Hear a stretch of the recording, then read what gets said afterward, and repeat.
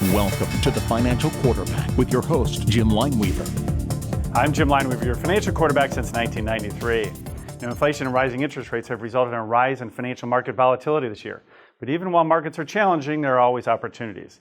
So today we are the first in a two-part series, and this week we're going to talk about income-producing strategies that can help soften some of the volatility in your portfolio.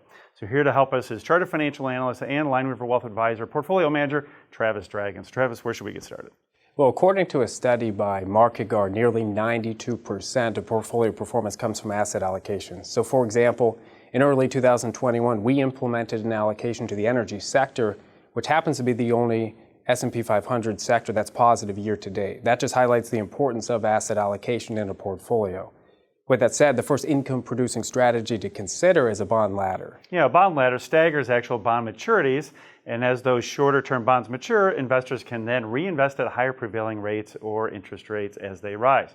So right now, you can get around a 4 to 5% rate of return on 1 to 2 year bonds, and if you hold them to maturity, you substantially reduce the interest rate risk. Right, and if you'd like to pursue a slightly higher interest rate, you could consider a fixed annuity. So a fixed annuity pays interest at a fixed rate to those in or nearing retirement, but doesn't expose those individuals to market volatility because it guarantees that original principal. And one of the downsides is on a fixed annuity is that you might be limited to just the income or maybe 10% of the accumulated value until you're out of that surrender charge period. Right, and to switch gears to dampen portfolio volatility, you might also want to consider dividend-paying stocks.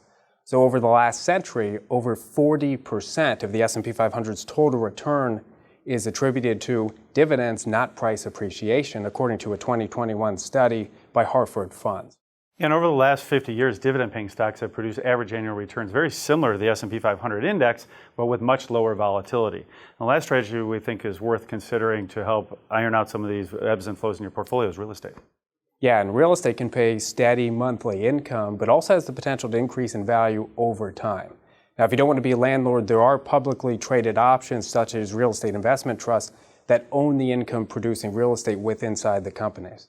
And it's tempting to try to go in and out of cash and maybe wait it out, but studies show that most investors tend to buy at the highs and then sell at the lows because they get their emotions involved in their portfolios. Right, and speaking of that, there was a study by Dimensional Fund Advisors that showed if you missed the 5 best stock market days from 1990 to 2017, it cost you over 40% in potential returns. That's a lot. So proactive money management and not trying to time the market by going in and out of cash can really help, not only in terms of your returns, but also keeping you on track to meet your goals.